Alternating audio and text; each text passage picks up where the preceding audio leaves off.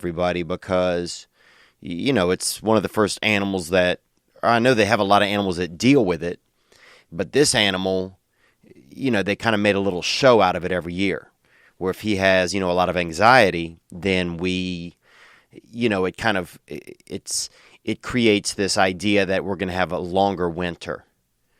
If Phil, Punxsutawney Phil has longer anxiety, then we're going to have a longer winter. And so it's pretty interesting, but I didn't even pay attention this year. And I realized this is the first year that I never paid attention to what was happening with Mr. PP right there, Punxsutawney Phil. Usually I'm keyed in. I'll get up early and watch the, on the internet now they have this Phil feed. And it's just the Phil feed is, it's just a feed on the internet where you can see what, how Phil is feeling and what Phil's feelings are. And this year I didn't do it. And I don't know if I didn't do it. I think it's just one of those things you kind of evolve out of. You just kind of grow out of it. There are things in life, there are stages that kind of you just evolve out of certain stages and out of certain things. You evolve out of believing in Santa. Of course, somebody tells you or you see something naughty. You see somebody, you see Santa doing something nasty or drinking. And you're like, this is something, this is different than what the books are telling us. This is different than what the commercials are telling us. And you evolve out of that, There's, there's some things, there's things you just kind of quit thinking about and quit inspecting, I guess. And Punxsutawney Phil was one of those for me. It just became one. It just became one of those things where it was like, I got enough of my own anxiety, enough of my own mental issues to tune into this animal once a year and see what his issues are and see how he's faring as an animal. So I didn't even pay attention. It was February 2nd. I'm going to look up right now what he even saw. Punxsutawney Phil. And I'm going to see what he even saw. Groundhog Day. He saw his shadow, and it said that it's going to be a colder second half of it's going to be colder than usual for the next 6 to 8 weeks. So there you go. That's it. And they don't have a lot of animals that can do that sort of thing. But when you read up on a lot of animals, you find out that they have animals that can do it. A lot of sheep and cows and stuff, if it's going to rain, they'll get nervous. If there's going to be a earthquake, then, chickens a lot of times will try to get to a little bit higher ground. So if you have a box in your yard and you have some chickens in your yard, if there's going to be an earthquake, chickens are likely to try and stand on that box or jump up onto that box. So if you have one box and you have, 60 or 70 chickens outside, and all of a sudden they're all on that box, if they're all, like a 700 piece, like a KFC 700 piece, if they all up in there, then you can start to expect that there's going to be an earthquake. They also say that a lot of, I think there's other animals, horses, giraffes will lay down if there's going to be like a volcano, I think. Let me look that up. Yeah, but it's just, shoot, this internet's not working. But yeah, if there's going to be a volcano, if there's going to be, a lot of animals can predict different stuff. And so it's, a long time ago when we were Native Americans, before we weren't Native Americans, and, that's one way to put it, that we were more into that sort of thing, and that's how we knew information. And now this information is just all out there. It's just free information. You can have as much information as you want now. And I'm starting to wonder, are we going to get to a place where we don't want it anymore? I'd love to. I just wish there was sometimes just a cage where you could go where you didn't have a desire to have any information. Because I start to see it as an infection sometimes. It's constant reminders of what you don't have in front of you. Like I remember, when I was young, we didn't have everything. But we weren't advertised everything. Everything wasn't advertised at us. I had a cousin, Glance, who didn't grow any hair till he was probably about maybe 10 and a half. And for a long time, people thought he had cancer. People thought he had, alopecia. People thought he was, Mormon. People thought all kinds of stuff because he didn't grow any hair till he was 10 and a half. But the main thing with Glance was that he just didn't have it in him. His genetics were, I don't know if they were faulty or they were factory direct. I don't know what the hell they were, aftermarket or whatever. But his genetics didn't have him on the hair clock until 10 and a half years. Most of us get hair out of the gate. We get hair right when we get into the world. Everybody gets a little bit of hair. And you get some hair on your head, or you get some, babies will get a little bit of hair all over their body. They get a little bit of hair all over their body. And it's damn, they're just little, they're just little guinea pigs, really. They're little guinea pigs, really. They have these little bitty hairs all over them. I'm not sure what it's called. But Glance didn't have any hair until he was probably 10 and a half. And I remember people were praying for his hair and, praying for growth. And, but it wasn't in the cards for him. But he also, he wasn't, we didn't have all the information out there at the time where you just didn't, there was tons of information as to why he didn't. There wasn't constant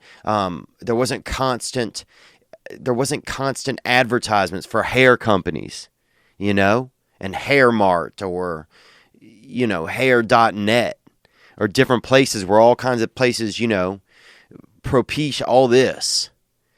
Because if that would have been the case, then you'd have had a kid.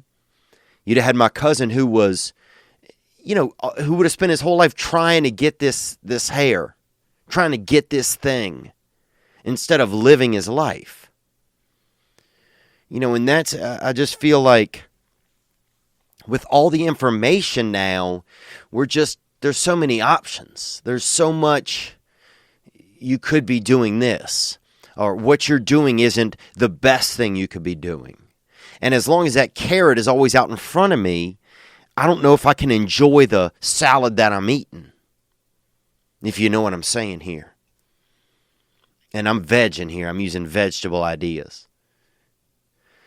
But it's like how, as long as that carrot's dangling out in front of me, how can I enjoy, the bounty that I have in front of me? And it's hard. And that's one of the pitfalls of information and of advertising these days, is that it's just, well, it's not a pitfall of advertising. I mean, it's their, advertising kind of our arch nemesis, really, if we want peace, But of technology and information, it's constant reminder of what you aren't doing or what you could be doing better. Or, now it's like, say you go and look up a recipe for eggs. You're going to make an egg salad, or you're going to make just regular eggs without salad, fried eggs, or just together eggs, scrambled. But now you go and look up a recipe, you have the recipe, right? That's all you wanted to do. But then, now maybe you make your eggs and then you're going to watch a video on the internet. But now the video knows that you just looked up eggs. The internet does. And so now it's sending you all this other stuff. Better than eggs. They have a recipe called Better Than Eggs. And you're like, fuck, now you just spent time making these eggs. And now you're eating eggs in the shadow of an advertisement for something called Better Than Eggs. And is it better than eggs? Who knows what the fuck it is? Who knows? But it's just that this information always looms. It's like this, it's like that, I don't know, it's just always right there in front of us. And I just miss the days when that wasn't it. When everything was just more, more chill, more calm, where you enjoy, you get what you get and you don't throw a fit. Because you didn't have a fit to throw because you didn't know the other options. Man, I remember, when I was young, you were just happy to have whatever. And the only goal when you were a child, when I was young, was not to get your ass beat by your mother or your father. I remember this boy, one of the Yuva kids, they had his family that lived down the street from us called the Yuvas. And this one boy stuck, I don't know what his full name was, Stanislaus or something. I think they were from, they might have been Dutch. I mean, I don't know if they were Dutch or not. They were pieces of shit, but they might have been, Dutch shit. But they, the Yuvas had this, one of the boys stuck. He'd had his, and that was a nickname. Stanislaus, I think, was his real name. But he had his fingers glued together, 2 of his fingers. And I mean, not just a line of super glue. I'm talking a whole damn, one of those green bottles with the red cap. They'd really put it on him. And he had 2. I mean, he was just a dang, a Weeblo scout all the time. He had that double up, And he couldn't get him off. Never got him separated. As long as I knew him, which was probably 9 years. And so he would always suck on his fingers, And he would just enjoy that glue, enjoy that hit, And, shit, I don't even know where this story was going. What were we talking about? Oh, we're talking about so one time he stayed over. So one time Stuck stayed the night at my place, my mother's house that I lived in when I was a child because we all lived together because we were a family. And this is when we were still a family, when we were still, all living together. So our big thing was sneak down at night, cook some shit in the oven. Some basic ass shit, crackers, maybe a little bit of cheese on them, maybe a little bit of them, fucking just bop them up with that American slice, Maybe take a slice of American and cut it into 4. Bam, bam. Put them crackers, get them, throw a little pepper on them bitches, fire them up. And we get that oven heated, get that oven, cranking. But, the light from the kitchen, it could hit under the doorway by my mother's room. And if I made too much noise, she could hear us. So you didn't want mom to hear us and you wanted to get that food made. And one of the most amazing things I ever saw was one time we had the oven open, right? And the Yuvas were one of the toughest families I've ever met in my life. One of them had, this kid might have had 2 spines in his back. And something had happened to his teeth. It all grew in on one side of his mouth. It was just one huge tooth. This tooth was probably 2.5 inches long.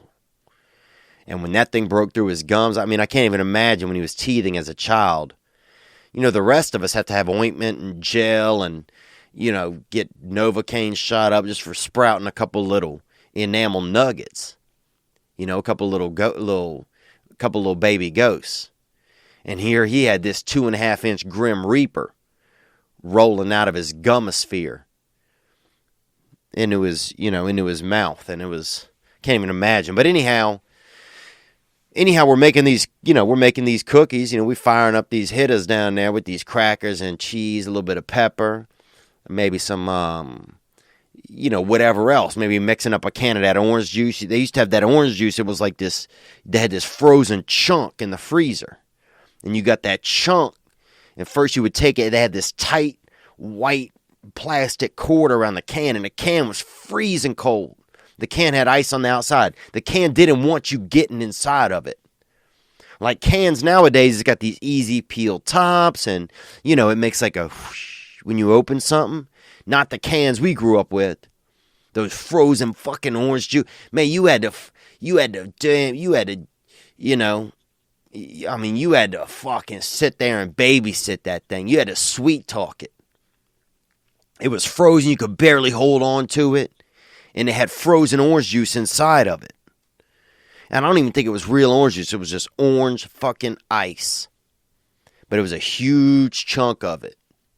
And so the thing was to get that ice out and get it into a thing of water. Then you beat it around in this jug of water with a wooden spoon.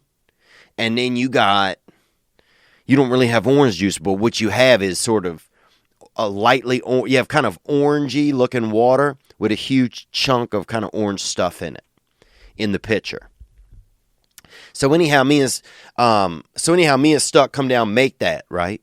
Then we start getting these hitters that we put together, we slipping them into the oven. And these ain't no gray block hitters, you know? These are basic run-of-the-mill fucking 4th Ward, Covington, Louisiana, out there off Lee Road, you know? Back there by the baled hay dealership, right down from Ozone Field, you know, right there where they got all the animal carcasses out in the ditch. This is those hitters. You know, this is more these backwoods hitters that we made. You know, it's the cracker, them saltines, got that American cheese, that little hit of that square of queso. You know, the shadiest cheese, too. You can see through it a little bit. You're like, fuck, this shit looks questionable. It doesn't even taste like cheese. It just tastes kind of like yellow. It tastes like a little, it tastes like harsh yellow.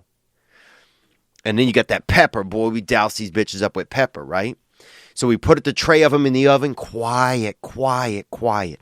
Don't wake my mother, right? Don't. And my mother was the kind of lady that laid in bed waiting to get fucking woken up. I don't even think she went to sleep. I think she just closed her eyes and waited to beat someone. And I'll tell you this, the toughest thing I ever seen happen out of somebody. I don't know what happened. We're in the dark. We get the oven open. We get the thing. Stuck falls onto the oven door. Open oven door. Blazing hot. I mean, this thing had been preheated. We only preheated things to 400. We only burned shit in my house. Nothing was ever cooked correctly. It was either fucking burnt. Because here's what happened. You put it in. 400 was the only thing we knew. You put it in at 400. Then you forgot about it. And then you smelled smoke. And you ran downstairs. And then you got your ass beaten.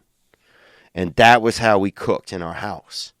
But Stuck fell on this hot door with no t-shirt, no shirt on his back. And he held it in. It was dark in the kitchen, and I could see the pain on his face. When Stuck Yuva hit that hot door with his probably 11 or 12-year-old skin and held that pain inside of him. It was just a different time. And now you go upstairs, you Google, you do all kinds of, you probably call the police on your parents, all of this, all of that. Man, I remember just, we put him on his stomach. We laid cold towels on him, put the towels. We had some towels that were some spare towels. And we put these towels into cold water, and laid him on his back. But man, it looked scary. His back bubbled up. I mean, his whole back looked like the top of a meatloaf, kind of. And it was just a different time, though. It was just a different time when things were different. That's all I'm saying.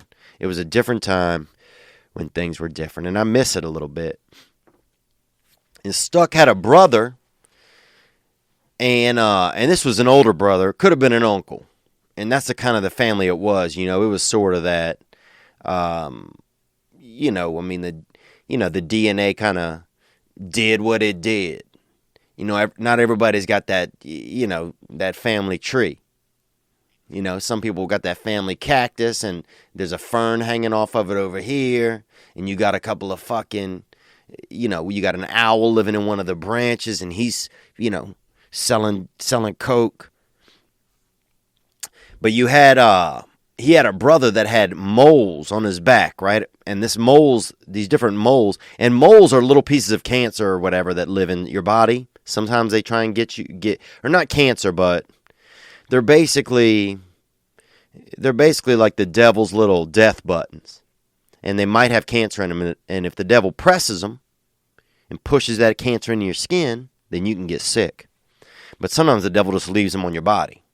and you just dancing around with these fancy little, benign and malignant studs. You out there stunting and flexing with these studs on you. And that's what happened with the oldest Yuva brother. He had tattoos. He had all kind of tattoos. He had tattoos, and one of them was a constellation of his moles. He had made a constellation.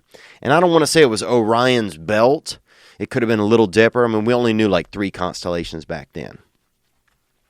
But those were the days, man. Those were the days when you there just wasn't so much information out there. And I think, over time, things like that evolve out.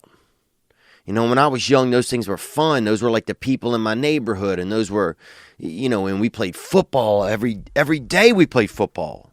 If it didn't rain, we played football. And we played in the street. We played in the street, man.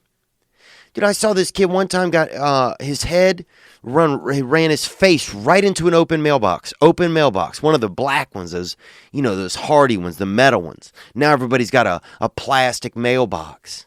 They don't want their mail to get hurt when it gets delivered. But we had the metal. And I saw this boy get his face stuck right in it. Had to go get 2 people's dads to come out and help him get his mailbox get his face out the mailbox. And those were the times, man, and the kids were tough. And things were different, man. It was just different.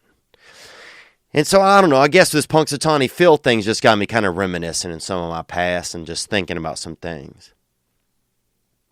And just thinking about things that evolved out of my life. And here I am, I'm an adult. And I'm sitting here and it's like, it's just different now. I was talking to somebody the other day. I was having dinner, an early dinner with some friends. And we were talking about, and she was saying how children these days, and some of you listeners may know about this. I never thought about this before. Because I was telling her how upset that I feel and how lost I feel and how disappointed I feel that there is so much technology now. And that we're getting away from our feelings and interaction as humans and connection, real human connection. And she was telling me that children these days, because I'm generation, I don't know what I am, X or something, or I don't think I'm Y. I think I want to say Y is women, and I could be wrong, but I'm like, now it's Generation Z, I believe. But these kids, there's no difference from like just having a feeling, like a digital feeling is the same as an actual feeling. Like it's the same thing. That like if they love someone, if they express that love on, by liking something or sending a heart or a certain series of emojis, that's to them, it's just as real as if whenever we were kids and we, told somebody we cared about them. Or we did something fun with someone. Or we expressed whatever feelings the emojis express, whatever feeling we got as we did that, as we expressed those actual feelings, those actual emotions. Because emoji just comes, it's just little shapes that represent actual emotions. But that for children these days, that there's no difference. And she was telling me that the reason, and she wasn't like a know-it-all. She was just, this is something that she had read or she had heard at a speech, I think she said, that the reason that people my age, I'm 37, have so much trouble dealing with some of this stuff is because we've been alive to see both. And that's why there's such a disconnection. That's why we feel so uncertain. That's why the technology sometimes feels so scary. Because it's, we knew the original form of it. It's like whenever somebody brought, a typewriter to a man that wrote with a quill, with a feather and ink. At first, I'm sure that man was like, "What? This is you can't really put your feelings into a typewriter. And then here we are, and and we had our original emotions, and now you have someone coming along, or you have a time coming along where, when kids were born and they knew about a typewriter, they never thought about they thought the pen and the ink were ridiculous, basically a bird pervert. So she was just saying that, and some of you parents might know, if you have if you recognize that it seems the same, because I'd never thought that.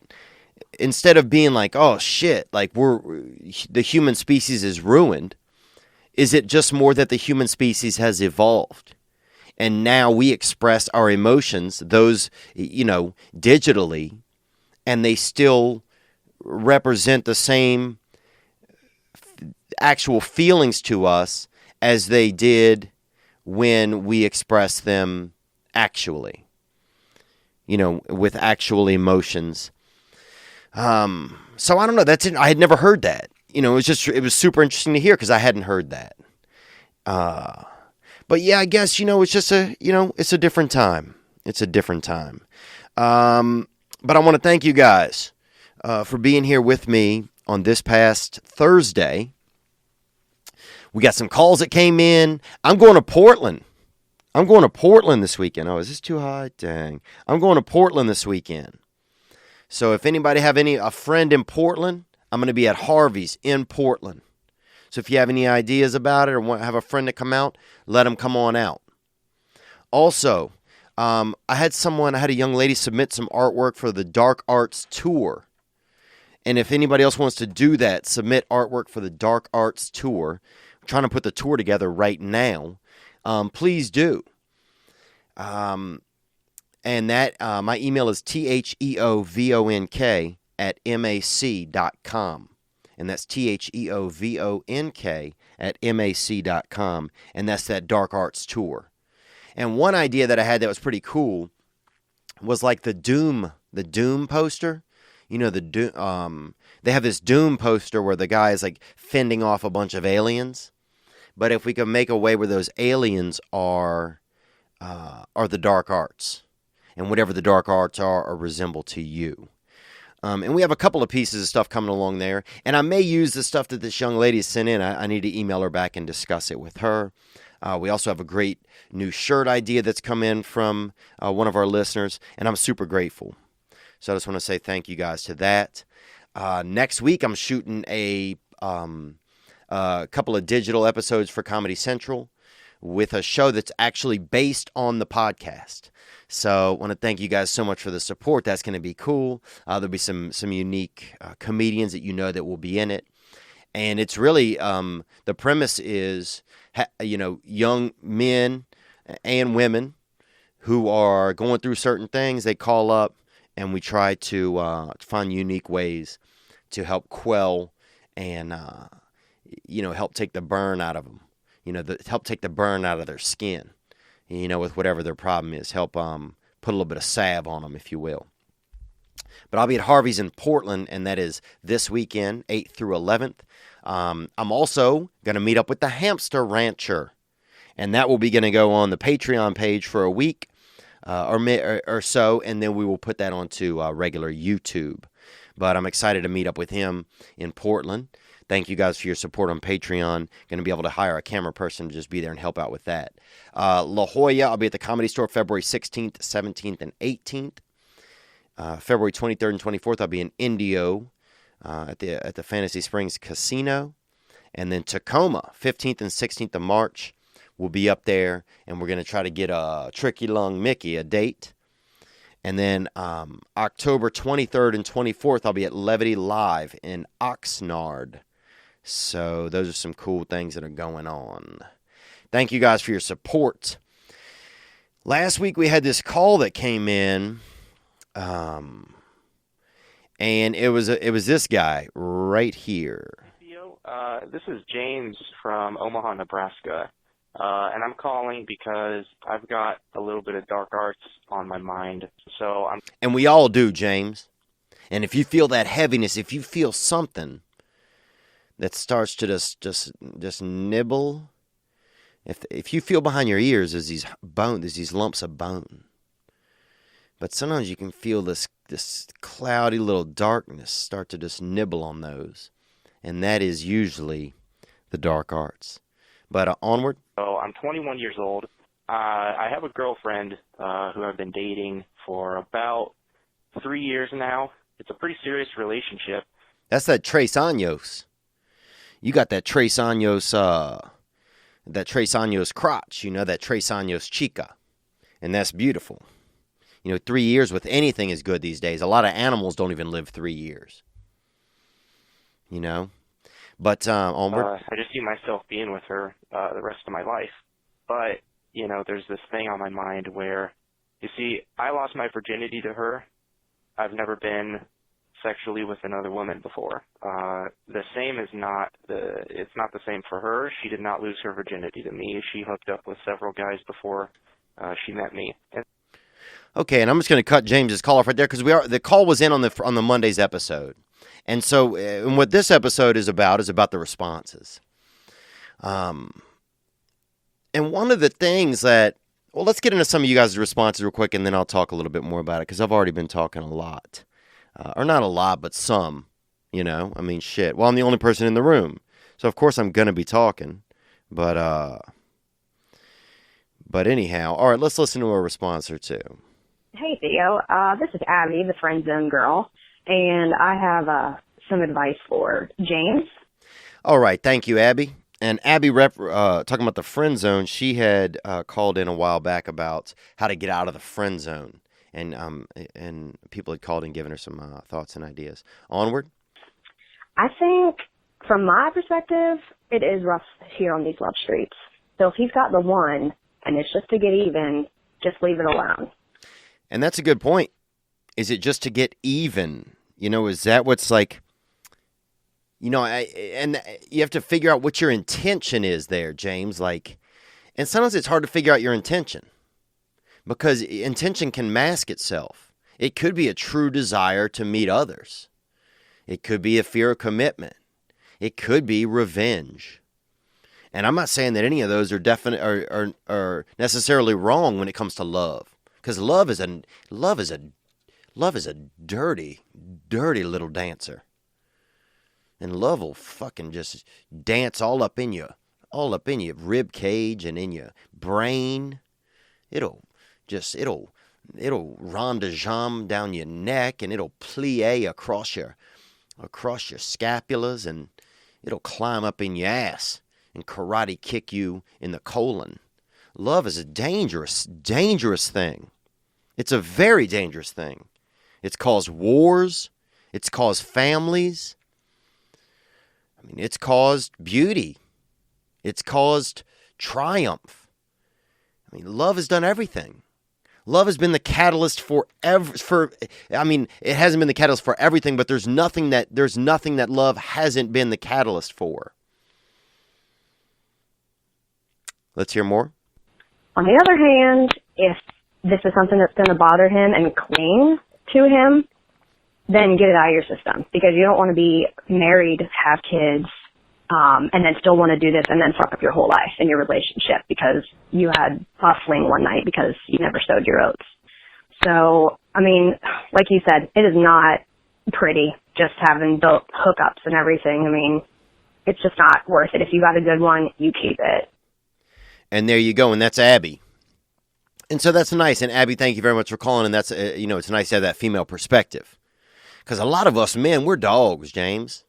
We want to see out there in them streets, knocking on, going door to door and busting into some crisage, and hitting it, hitting that low key water slide. You feel me? Doing a couple of laps in the old shallow end. So we want to see that.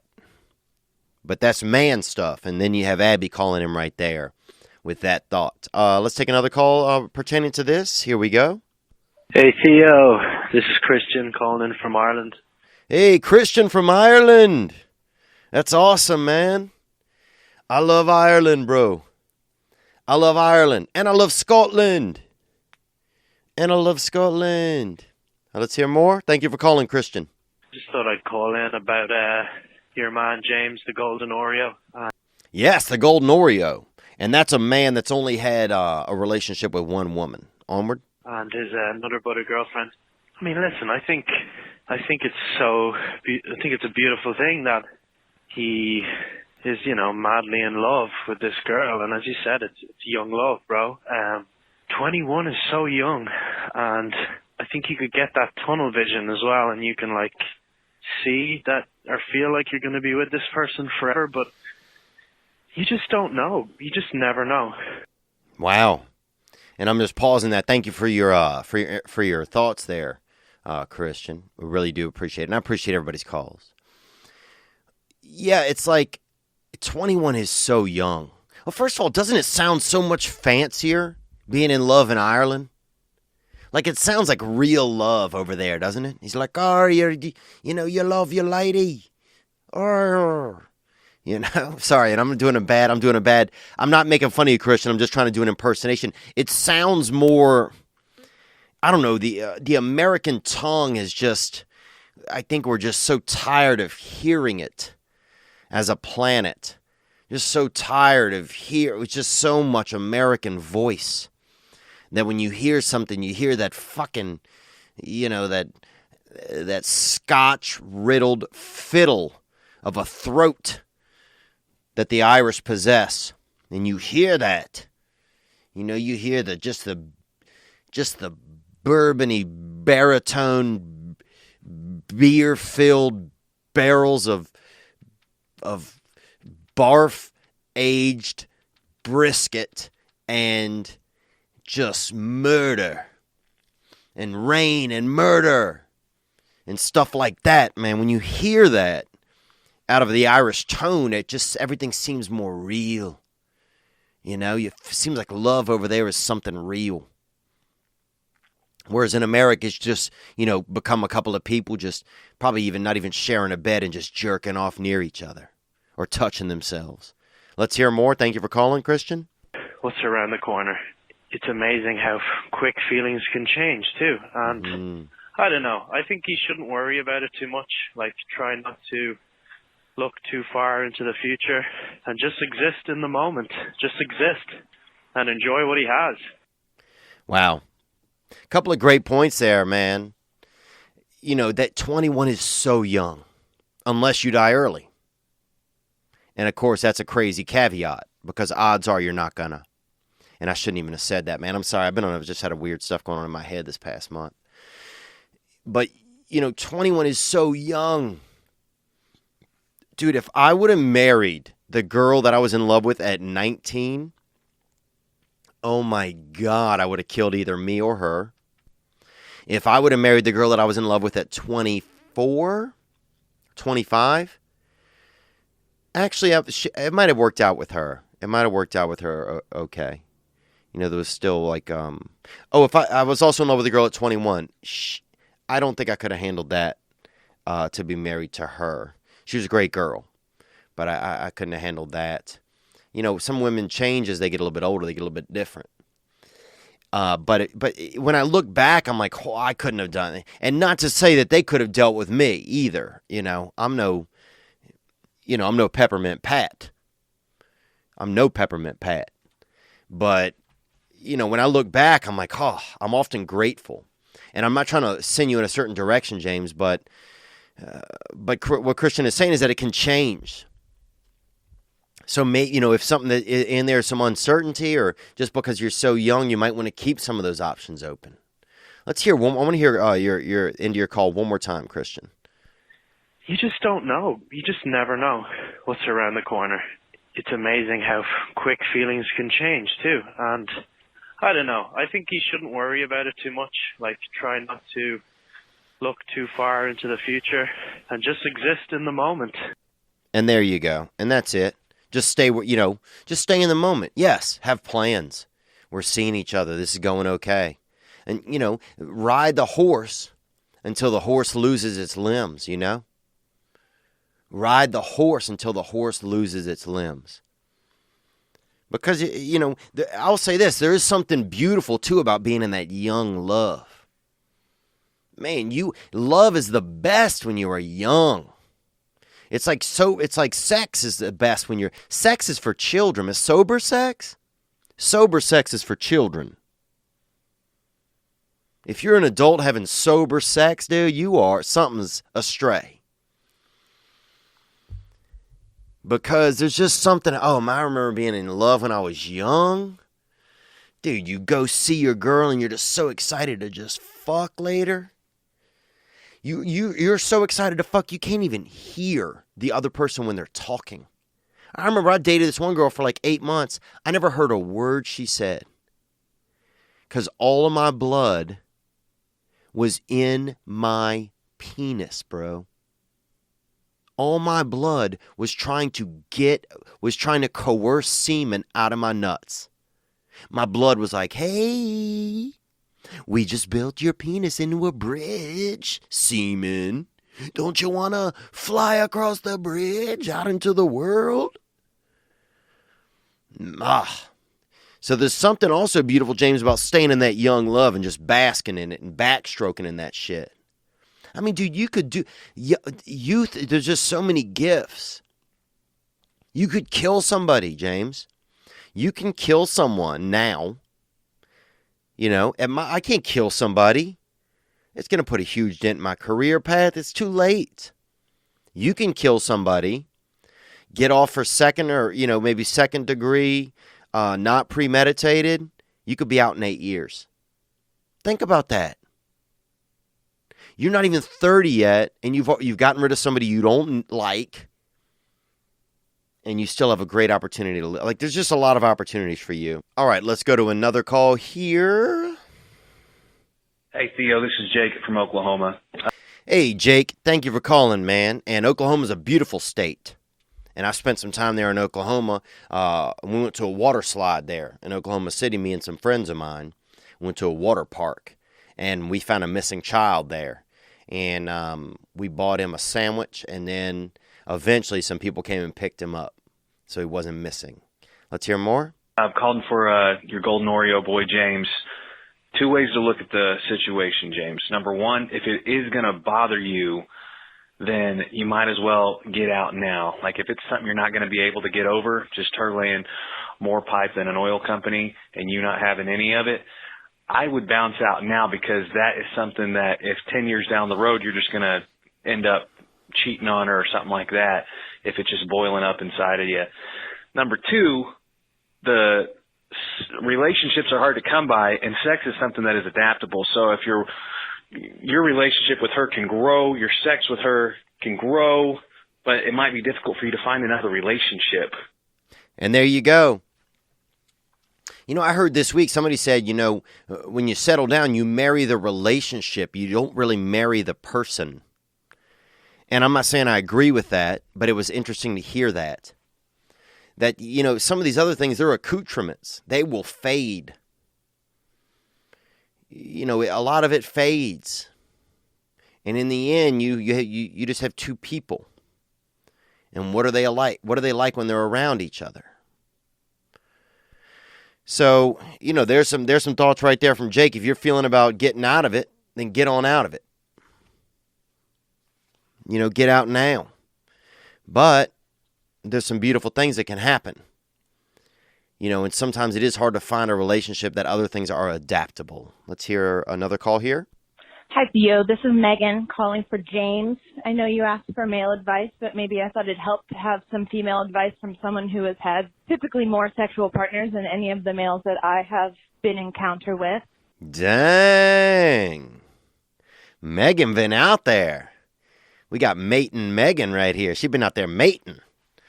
Thank you for calling, Megan. Let's hear more. But maybe some advice for James would be, does she please you sexually? Is it something that you aren't fully satisfied with? If not, maybe have a conversation with her. I know a lot of males have a hard time, and obviously females too have a hard time expressing what it is that they even want when they're in bed. If you have been together for 3 years and you guys are comfortable, this is someone you see yourself with being forever, then you guys should be able to have that kind of conversation. Like, look, I don't know what I really like because you are the only person that I've been with, but maybe we can try some new things Man, that is a tough for me, that's a really tough conversation to have. I mean, I don't know if I could ever tell a woman the things that I like sexually. That sounds scary to me. And obviously I know as I say that, and I've thought about this before, that there's something inside of me that, just prevents me from feeling comfortable sharing that. I mean, I can try and be a pervert for sure. I'll try to touch your ass, I might try to hide something in your booty, or tie you up outside, or tie both of us up, not just you. But at the same time, I'm afraid to have that with this woman that I care about, to have that conversation. Oh, I think it just scares me. It just makes you feel like just a dirty person, I guess. For me. But let's hear more, Megan. Maybe she's even open-minded enough to allowing you to try and be with someone else sexually. It's not about love. I think we're all animals at the end of the day, and we all are here to have sex. I don't see there being any harm in that. So wow, and that's true, dude. They had these, when I was growing up, they had two, what were those? I guess they were dachshund, maybe? I don't know, what is a dachshund? But they had two dogs by us that were pretty much husband and wife for dogs, Always saw them together, they had kids, everything. And then one of them, though, the man, I would see him fucking this other dog down the street sometimes, or at least a half a block away. He didn't go super far, because he seemed like kind of a lazy animal to me, but I would see him fucking this other dog. And then his wife or the other dachshund never really kind of turned a blind eye to it. And I know that's using animals as an example, just as Megan just, inferred that we were animals, but that's true. If you can, maybe a lot of this is communication. If you can communicate with your lady, Jameson, that you got them desires to get out there and pump and skeet, then maybe she'll let you.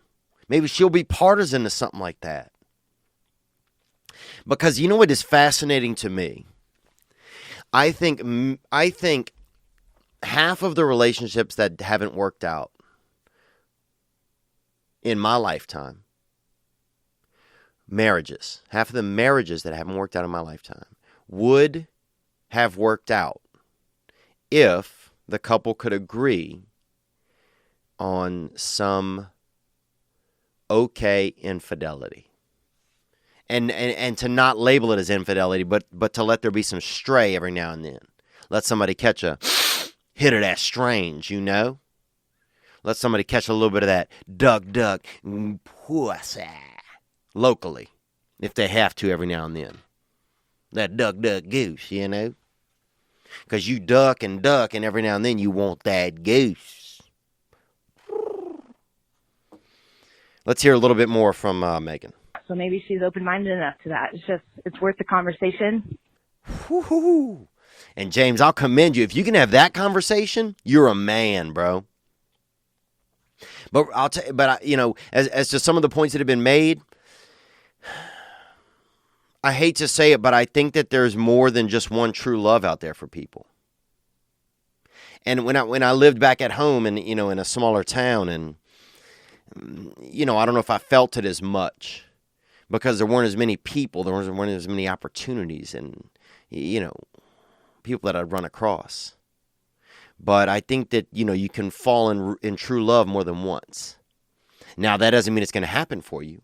I mean, I have some friends who have gotten up into their 60s, or men that I know, who have just never found true love. And now maybe they're not good at detecting it.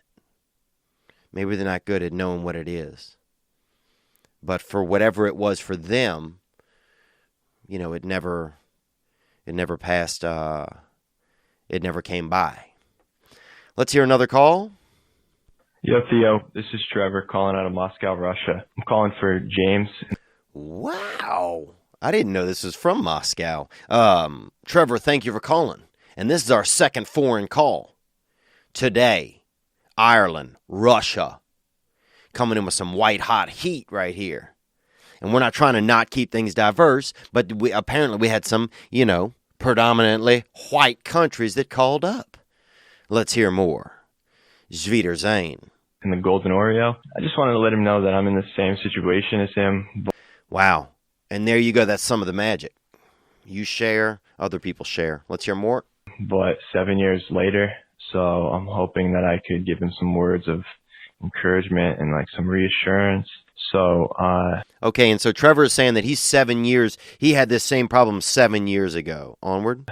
The most important thing to realize here is that a relationship after the college years doesn't really revolve around fucking as much as people want you to believe. I know maybe he's listening to Delia, who's telling him to not be in a relationship, go out, fuck chicks every night and stuff like that. But I mean, in reality, dude, you got to realize that you're going to be focusing on your career. You're going to be focusing on like maybe traveling, hobbies. You're going to be fucking glad that you're not the one doing the dishes at night. So instead of worrying about going getting some crazy chick and fucking her, you're going to be grateful that you're not fucking washing dishes, dude, and your wife's cooking for you or something.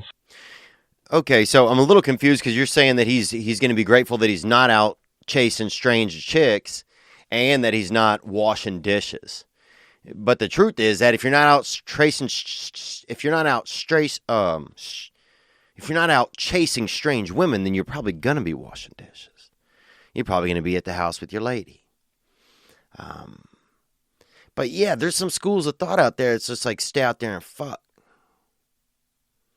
But I'll tell you from experience and that it gets empty. It gets addictive because it gets hard to fill. It gets hard to fill that void, because you just, a lot of times you're just uncomfortable because you're lonely. And so then you take that loneliness and you'll hook up with another girl and you'll just create more loneliness. I've had the fortune over the years of being, I've been with some ladies, and I've been with some real ladies. And one lady I even was with ended up getting sexual transition, and is now a man. So I've been on, I've done some things, but I was there at the starting line, not at the finish line with that gal. And I'll say it gets addictive and it gets lonely. And at a certain point, there's nothing out here for you. You're just out here for your own ego, filling up your own empty ego.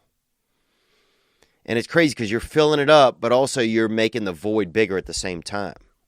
Now, with that said, Daddy likes to frickin' get a lady that, and eat that cookie, and snack that cooter pie. So I like to do some of that. And I'm not saying it just, but I'm saying, I don't know what I'm saying. Let's hear a little more from Trevor here. Or something. So if you have these dark thoughts in your head, maybe just bust a nut, get those T levels back down to normal, and then you'll be able to reassess the situation. And that's Russian Trevor talking about busting nuts there. And it's pretty amazing that we have a show here where a man can call up and recommend to another man that he bust nuts and it not be sexual. I mean, that's pretty rare, I think. You just don't get that every day these days. I mean, you just don't get that. All right, let me see if I have any final thoughts on that for James. James, if you're ready to start a family, if you see that this woman is going to be, you're not looking around, you're locked in, then I think you go for it. I think you stick with your girl. Maybe you give it a beat. Maybe you don't make any crazy moves with her for a year if you're having some of these reservations. Maybe you talk to her about some of the reservations you are having. Maybe she'll help put some of them out of your mind. Maybe she's open to the threesome thing. I mean, one thing that's kind of scary out here these days is that there's so many options. You know, it goes back to the information thing. There's so much. I mean, you can know every woman that's on your street now. Before, in the old days, when you were like, you know, in the 40s or something, I don't even know when it was, sometime, you'd be at this fruit shop or at the grocery and you'd see some other woman.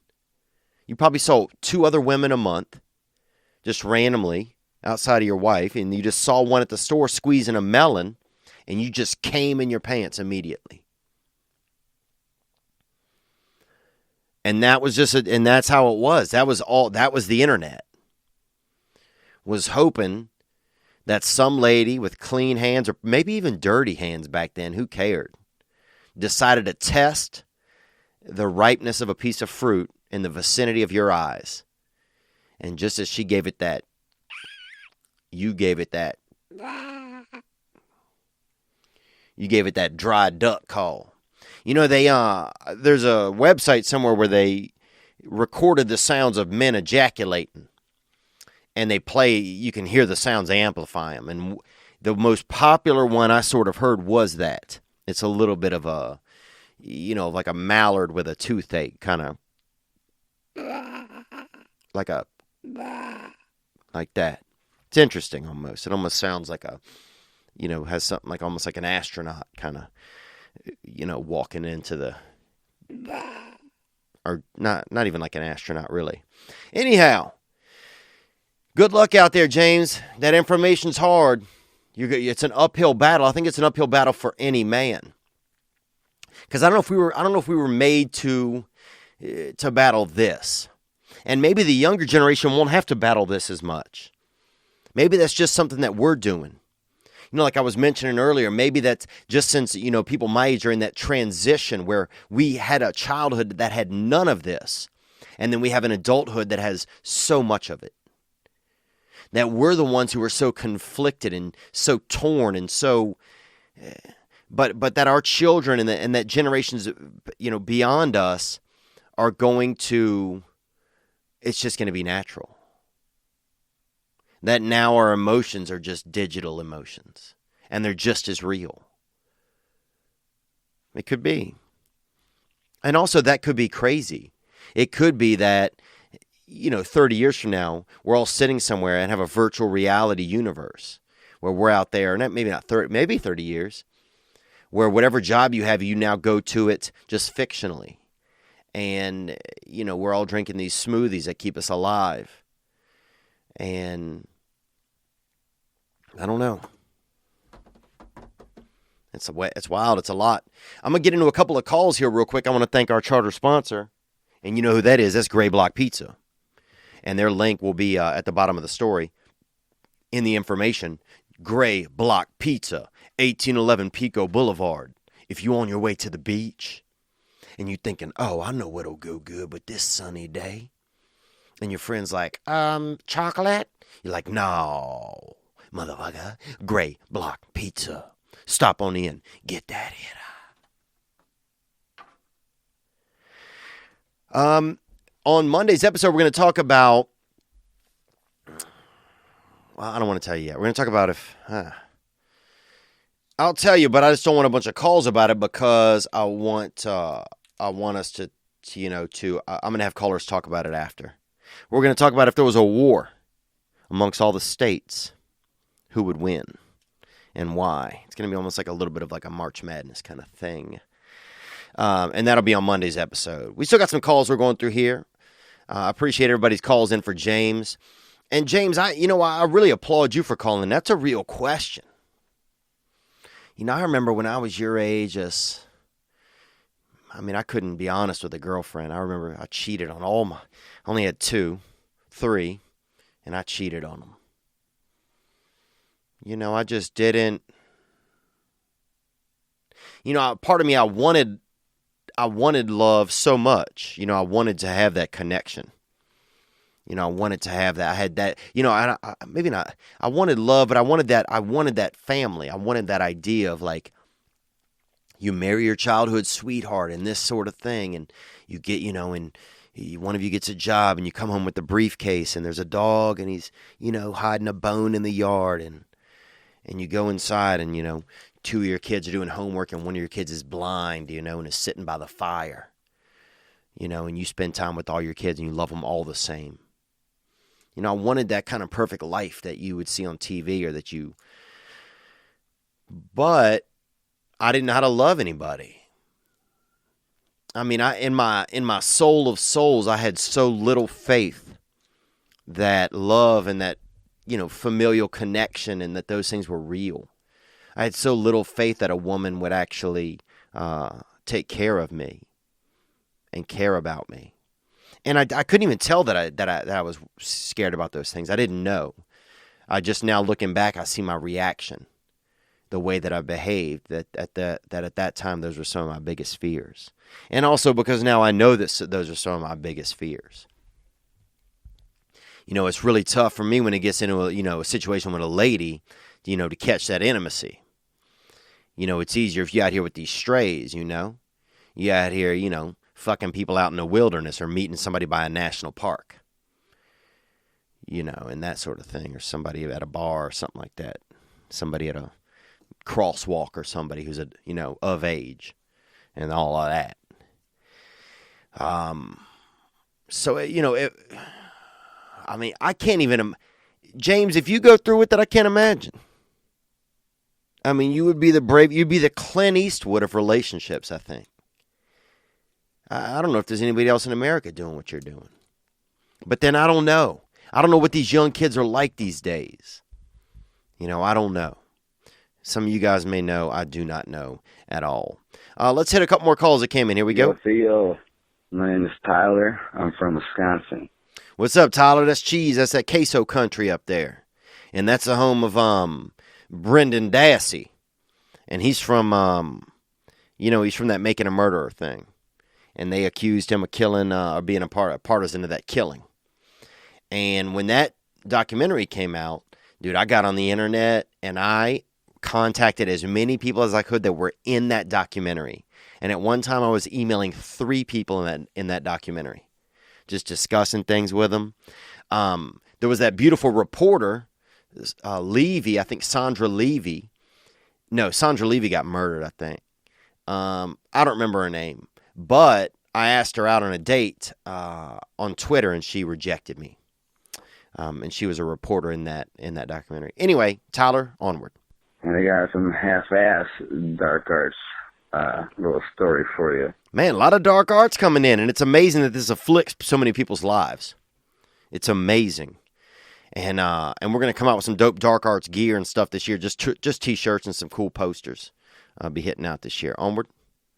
So, Christmas, the weekend before Christmas, I'm sitting with my girl in bed, or watching TV, watching Netflix, hanging out, and all of a sudden knock on my door. I go, well, I think it's going to be my neighbor. He's a crazy guy. He's always on a smoker, hang out for a second, and I'll just pop in, slap by, all right, dude. I want to answer the door. Well. Okay, so it's a week before Christmas, that doorbell rings, and you think it's your crazy neighbor because he's whacked out. And you said he might be on something. He might be on them uppers or something, or them sidewaysers. Let's hear more. Well, I answered the door. There's 3 cops sitting there. Going, hey, we see your girlfriend's car out there. Is she here? I was like, oh, yeah? Hey, babe, the door's for you. Okay, so the cops want to talk to your lady? More? Well, fuck. Apparently, she went nuts without me even knowing and robbed a bar, which is pretty fucked up. And didn't even tell me about it, which is honestly a good thing, because they could fucking, pin that shit on me if I knew about it, so I'm glad she was kind of secretive about it. But anyway. That is true, man. Most women, they tell you everything they do, but this gal, she robs a bar and she keeps that on the DL. I mean, she sounds like a keeper. James, you might want to talk to Tyler about how to meet the correct woman. Onward. So I kind of got mad at her for that. I kind of broke up with her over that. And then now she's back out of the hoose cough. She's trying to get back with me. I do like her because I fucking love her, man. We've been together for a long, 4 years. And I'm not really sure what to do, dude. I'm kind of lost. Hmm. You know, and I think this all can kind of flow in with the James conversation. Tyler, thank you for your ringing us up there. And I'm sorry that your girlfriend's doing crime and that she's, hanging out at the house while but that's a cold move, dude. She's just watching Netflix. She's just tuned into a little bit of Ozark, knowing that she got, that she got things pending in the distance. That's ice cold, man. That's almost truly beautiful. But here's the thing, is what I'm saying is that things are constantly going to come along, James, in your relationship. And whether it's, you get your girl pregnant, or you guys get married, or your girlfriend, commits a crime and, tries to, just kind of shrug it off. There's constantly going to be times where you're going to have to make a choice. And some people, it's a daily choice when they wake up. And it's not, can I love my wife or can I love my girlfriend forever? Sometimes it's just, can I love my girlfriend today? Do I commit to her today? And that's all you have to do. And that kind of puts it back into Christian's idea. Just stay in this moment. Because you really don't know. I mean, you could be divorced and out there having sex in 10 years. You could be married forever and be happy as could be. You could be married for 2 years and occasionally have a threesome, and she falls in love with the woman you guys meet. Life is going to continue to happen no matter what little plans and railroad track we lay down. Life's going to continue to locomote wherever it wants to go. And the best we can do is try not to get too set in our ways. But back to Tyler, I think the thing, Tyler, is that, that's your lady, it sounds like. And I think that's sexy. A lot of these women nowadays, a lot of these rich people, they get out of trouble. So their broads ain't even going to jail for anything. But you get some of these real natural ladies being down there. And they, these ladies been in and out of the hooscow. And they got barrettes in their hair still, even though they're an adult. And they'll have a Slim Jim every now and then. And they ain't afraid to go to a Valentine dinner at Jimmy John. At Jimmy John sandwiches. And they'll bike it. Sometimes they'll even bike the sandwiches over to you. So I say you stick with that girl. Sounds like you got to ride or die. And if y'all ever shoot something up, make sure it's a Denny's, brother. Gang, gang. All right, guys. I gotta get. I'm going to throw this one call in here that came in from Big Chuck right here. Let's take this one. Yo, what up, Theo?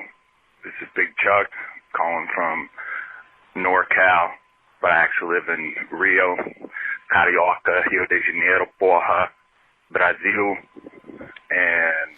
I don't know what he said. It sounded like he got his, like his mouth stuck on something, like he was playing one of those new board games where you put the thing in your mouth and you talk at the same time. But thank you for calling, bud. Onward.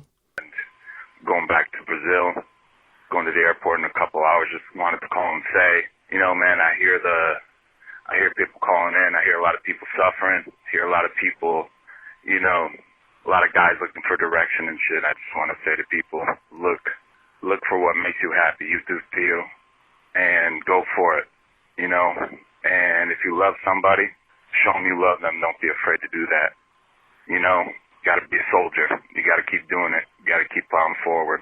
Much love, brother. Much love to all the listeners. Oh, and there you go. And that's Big Chuck, and he's headed back to Brazil. And did you know that Sao Paulo, Brazil has one of the largest contingencies of Japanese people in the whole world, outside of Japan, second largest. Interesting. Bet you didn't know that. A lot of people didn't. I thank you for calling, Chuck, and maybe that's just a good place to leave things. Tyler, whether your girl's been running around, she got a little bit of gunplay or whatever. At least she already got handcuffs. Bring them things back into the bedroom. And James, you don't know what. Follow your heart, man. I'll say this, James. You sound like a dude that has a big heart. And follow that thing. And life is going to be scary sometimes. You're going to think, I remember crying outside of a woman's apartment when I was young. And I remember petting that girl's cat. And I talk about that a lot on here, but I remember petting that girl's cat. Hitchhiking to South Carolina and hiding on my ex-girlfriend's porch, and a cat comes up that I don't know because I just got into town. And I've never even seen this cat or even been in this town. And this cat is sitting right there by, and I just start petting it as I'm crying outside on this porch, stalking an ex-girlfriend. So you just don't know what awaits in front of you. You don't know the magic that's out there for you, James. But I think communication is key. So many times, if I could go back in time, I would just communicate honestly. You know, sometimes there's something wrong in us where we're just so afraid to communicate honestly. And I think it's because at some time in our life, you know, we were honest and somebody didn't, respect it. Or somebody didn't believe it. And I believe that for myself a lot. You know, that I think there was times in my life when I was just honest, maybe even as just a child or something, and it just wasn't recognized around me that I was being real. That I sincerely was having a tough time. And those things carry into you as an adult. And James, if you don't have that in February, I don't care if it's, if it is the year 2018, which is when this has been recorded and taped, or if you might be listening to this in 2071. But this is the day. This is it. So whatever it is what it is. So at this point, it's just, how am I going to deal with it? How am I going to look at it? Because let me tell you this. Today probably showed up with claws on. And with sharp panties on. And today probably showed up wanting to be wild. Today probably showed up with a fucking dude with no arms and sharp teeth that wants to fight. And how are you going to deal with today? That's the question. Because that is what's in our control. You know what I'm saying? They might have a missile headed right at you, or headed right at your cousin, or headed right at somebody you don't even know. Maybe a step cousin or a distant relative, or somebody one of your parents used to fuck when they were in college. They might have a missile headed right at you or headed right at them. But what are you going to do? You got to find a way to celebrate living in the meantime. As the missiles head our direction, we got to hit that joy. If you got to cut on a beautiful song onto the music player, or you got to do something, if you got to watch somebody do the Dougie, or somebody do, a fancy dance on the internet, or you got to do whatever you got to do, you got to tickle somebody that's already probably got high blood pressure and watch them laugh and then also cough and then struggle. Whatever you have to do, it's just a matter of you got to find that joy for today. You got to find it. Because sometimes life's going to give you that fucking limonada. And that's Spanish lemonade, baby. And what are you going to do? Huh? You're going to sit there and be like, man, I don't like limonada. No. You got to find a way to thrive. You got to find a way to just convince your taste buds that today is limonada for daddy and limonada for da mama. So let's have a good perspective today, guys, whatever day it is, and let's get into it. Thank you guys for joining me. Thank you guys for being a part of my Celebrating Living. That's it. Let's have some fun while we all die. Little dark. It's a little dark, I know, but that's by Spencer Jacob Grau. And if you're hearing me come in a little bit wacky there, a little echoey, it's because I am in Portland, Oregon, and I'm down here at the Nines Hotel. They got a fancy hotel down here called the Nines, and I'm staying down here. And I took the and how I do it when I'm on the road, I put a picture up on my Instagram. But how I do it is, I'll take the lamp covers off and put them, put the lamps close enough. And I get the video camera set up so we can have video and audio. And then and we start putting this hitter together. Speaking of hitters, Gray Block Pizza, they're always with us.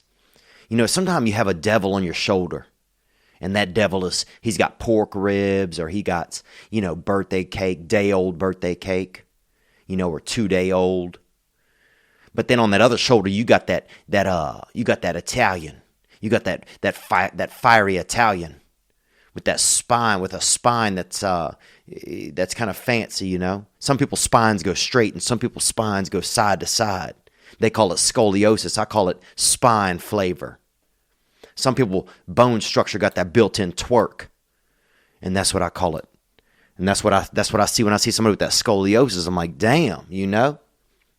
Daddy's got that osteophysiosis. You know, Daddy's spine has already got that dance move built into it. And that's what you get with that Gray Block hitter. You know, that devil's on your shoulder with the pork ribs and with the day-old birthday cake that has maybe expired frosting on it. You know, frosting that should have been eaten a year or two ago. But then on that other shoulder, you got that beautiful Italian delivery boy. And he don't have a whole pie. He might have a slice. Wouldn't that be beautiful? A delivery man shows up to your door just with that slice, boy. Oh, he's like, and you open the door and you can't even, the Italian man that is so, you can't even bear, he's so sexy you can't even fucking get a good look at him. That's how sexy that man is. And he might have a shirt on, he might not have a shirt on. He might have 3 shirts on, you don't even know. He's moving so fast but so slow at the same time. And you know you ordered pizza, but maybe you didn't. Maybe your heart did. And you look and you think he's going to have maybe like he's got a hot bag. He's got that one of them hot bags. It's actually a box. And some of them pizza people, they carry the hot box. You know, and you're like, damn, what's in there, you know? And he opens it up and first you see just a bunch of steam come flowing out. Maybe a small horse comes running out of the bag or 2 horses. And they've been drinking a lot of water and they look well nourished. And you're like, fuck. Those horses were having fun in that bag. What's going on in there? And then he reaches in and you think he's going to pull out a whole pizza pie. This fast, slow Italian, you think he's going to pull out an entire El Piazza de Italiano. But no, he pulls out just one slice. And you open your mouth to ask a question, but before you can get the question out, he reaches his small, little bitty, long, sexy Italian hand and just drops that pizza right in to your fucking loud face hole. And your eyes close and you go to sleep. And you have dreams of pure joy. You have dreams of the Lord sitting on a cloud playing with Barbie dolls and eating fresh frosting. And that is that Gray Block hitter. Their link is always with us in our information. You can check them out. That's GREYBLOCK.com. Gray Block. Or Gray Block Pizza. I don't know. The link is in the freaking info. Don't ask me. But they're always with us. Get that hitter.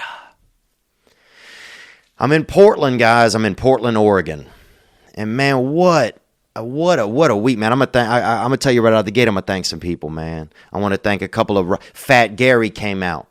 Fat Gary came out with his wife, bro, with his lean wife. Daniel, Big Daniel came. Gutter Smut 212 came. Cat Bush Ernest. Who else? I got a couple. Spice Rack. Dead Family. Gucci 11 came out. Alan. Small Pat. Everybody came out. And I'm grateful and I'm thankful to you guys for making my experience here a good one. And it has been a good one, man. We went to Harvey's Comedy Club. If you haven't been there, a lot of my listeners, it was their first time. A lot of my fans, it was their first time there. And it was my first time there, man. And we got through it and we got through the weekend.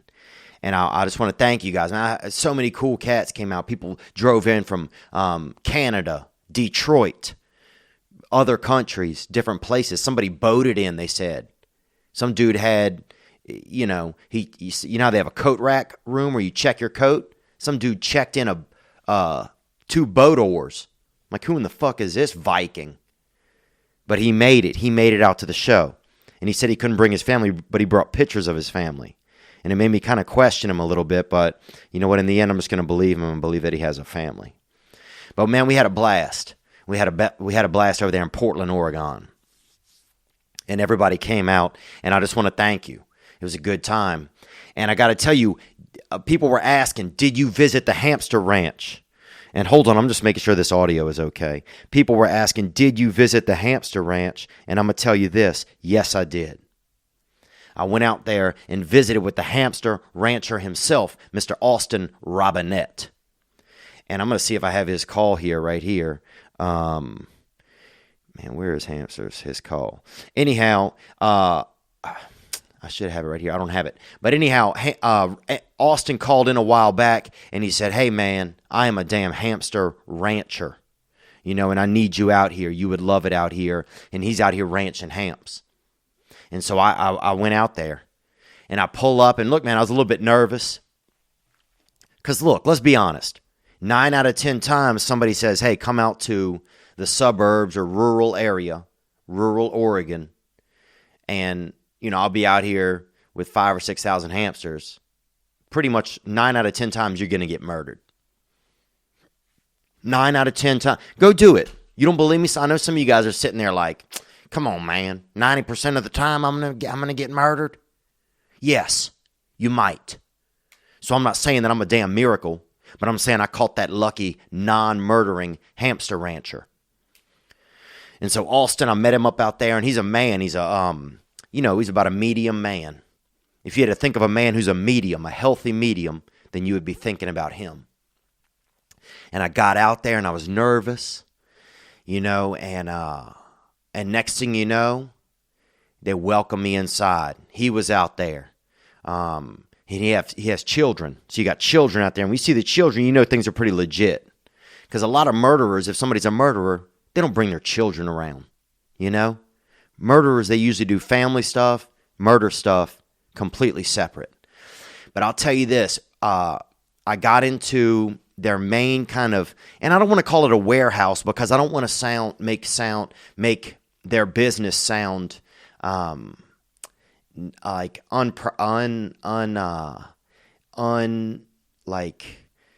like not legit or not healthy or not. I mean, these animals were all well cared for. It seemed like they had them all out there. They had them Swarovskis, them Russians. They had, I didn't see any, they had some Syrians. I saw probably about, I'm not even joking, maybe 1,100 Syrian hamps out there. Gang, gang. I saw they had the Campbell Dwarfs. I mean, they had Angus. They had the Black Angus, dude. They had the Fibonacci's. They had everything. They had everything out. You can't even imagine. I saw 6,000 hamsters. Right there. I mean, it was like, dang. I mean, if Noah's Ark would have pulled up, it would have been a fucking fight because there's no way you were going to pick two just to put on a boat. They were all beautiful. And I was in heaven. And this man, Tony Jones, met me out there. My lady friend accompanied me out there. And we made it out there and we just checked him out. And it was awesome. The lady, I think Christy or Krista is her name. I also don't want to give out too much of their personal information because they welcome me into their environment. But I'll tell you this man, Austin Robinette, and fuck, I just gave his full name. But this man, Austin Robinette, he's a hamp rancher. And man, they welcomed me in, and next thing you know, look, I'll tell you this, if you would have put me in a bathtub, you could have completely covered me with hamsters. If I was laying down, you could have completely covered me with hamsters probably 40 times. That's how many there were. So I'm just telling you, there was 6,000, 7,000. And look, there was a lot of them were breastfeeding and they were fucking hugging. And a lot of them, like, you're walking down the rows and they're in these little, they're in these, cages or aquariums. And I'm not sounding cages. This shit ain't like the Green Mile, It's not like I'm walking through there and they got, one of them's beating a cup against the rails or something or throwing, skeet out of the damn cage or something like in Silence of the Lambs. It's not like Silence of the Hamps, where they got a short man in the distance licking his lips with a hockey mask on. Talking about wine, there was nothing wild like that. You just had, oh man, I can't even express to you the joy that I felt. And for me, like, I've never been a pet lover. And I know that hurts some people to hear, but I grew up in an environment where nobody had a fucking pet when I was young. Okay. I saw a blind kid one time get chased by 2 bats. That's really the first experience I ever had with animals. And that shit is... And then I got attacked by dogs on one of my birthdays. I got attacked by cats on one of my birthdays. A cat came off this roof one time of a camper and fucking got me right around my clavicle. When we were about to go to the river one time, couldn't even go. Had to get rabies, tetanus shots, all of that. So I haven't had good experience. And nobody in my neighborhood nobody had a pet. Nobody had a fucking PET. A pet is something you touch that is an animal. Okay? People had animals. They had that dog that lived over there by Wellington's house, by Danny Wellington's. Have you seen that dog? People are like, is that Danny's dog? Fuck no, that ain't Danny's dog. Okay? That dog's from somewhere else. That dog could be from Nebraska. It's mixed. The dog is mixed. It looks kind of half, maybe half Scottish, half African American. And that thing's out there fucking people up by Danny Wellington's. That's nobody's dog. I remember the first time I ever saw a pet indoors, and that was a pet. That's a dog you can touch. It's not going to, that's not going to try and attack you or wrangle you or get some blood out of your body with its teeth. Yeah, we didn't have all that. So when I see these people come, when I see, and I'm in the safe confines of this ranch, man, it just made me, for the first time in my life, I kind of felt what it was like to be an animal lover. Really. And that shows me that a lot of times it's just about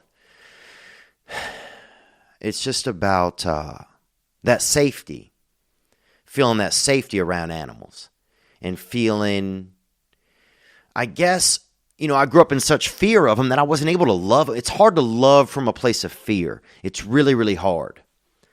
And that's one thing I've even found. I'm not trying to get emo here, but one thing I found about myself as a person, that when I was a child, I must have been so fearful as a child that it was hard for me to learn about love because I couldn't. It's really hard to love from a place of fear because love is it's a lot of trust. Love is just as much trust as you can put together. I mean, it's just a really fancy buffet of trust.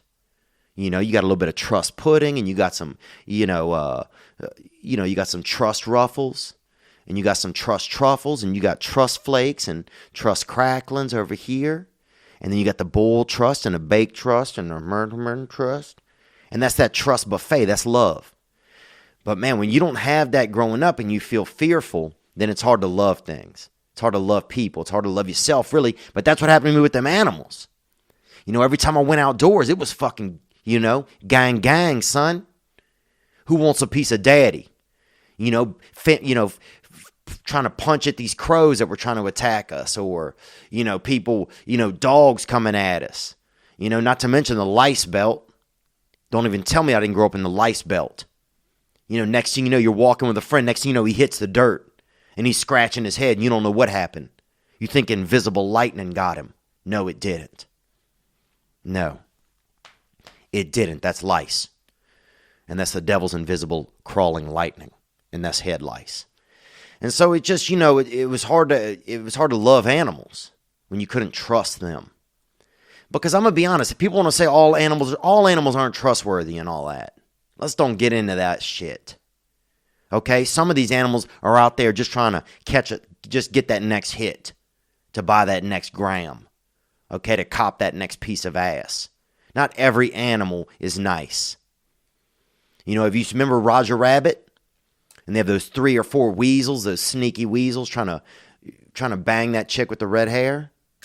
Yeah, remember Scrooge McDuck, the Beagle Boys? They're dogs, dude. Yeah. And they were bank robbers. And I know you're like, oh, those are drawings. I know they're drawings, but they're based on real life, you idiot. And that's what I'm saying. Not all animals are great. But when you don't trust them, you don't have that trust.